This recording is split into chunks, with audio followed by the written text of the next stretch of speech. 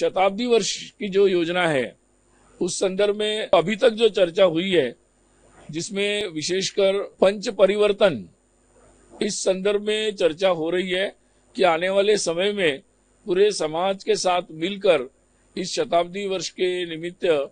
समाज के साथ मिलकर समाज परिवर्तन के महत्वपूर्ण कार्यों को हाथ में लिया जाए, जिन कार्यों को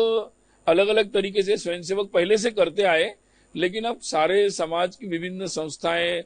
सामाजिक, शैक्षिक, धार्मिक सभी के साथ मिलकर इसको एक ठोस परिवर्तन की दिशा में इसको ले जाया जाए, ऐसा विचार चल रहा है। उसके कार्यविधि के बारे में भी यहाँ पर चर्चा होगी, जिसमें विशेषकर पर्यावरण की जो गतिविधियां अभी तक अनुभव के रूप में स्वयंसेवकों ने की, या कुटुंब प्रबोधन के बारे में कई सारी गतिविधियां स्वयंसेवक कई वर्षों से कर रहे हैं।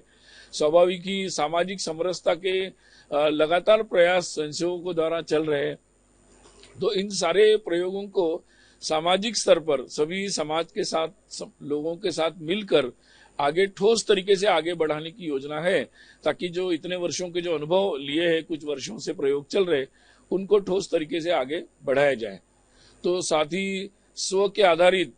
जब स्वाधीनता का महोत्सव चल रहा था, अमृत महोत्सव, तो स्व आधारित समाज की रचना कैसे हो हमारे जीवन में, तो उस दृष्टि से भी स्वयंसेवक आगे जाकर समाज में आगे जाएंगे और इसका आग्रह भी समाज में बढ़ाएंगे। एक विषय बार बार आता है कि अभी संविधान के भी 75 वर्ष प्रारंभ हो गए हैं, नागरिक कर्तव्यों की बात करना आवश्यक है, अधिकारों के साथ कर्तव्यों की बात हो, और इसलिए पांचवा जो पंच परिवर्तन में पांचवा मुद्दा है वो नागरिक कर्तव्यों का है,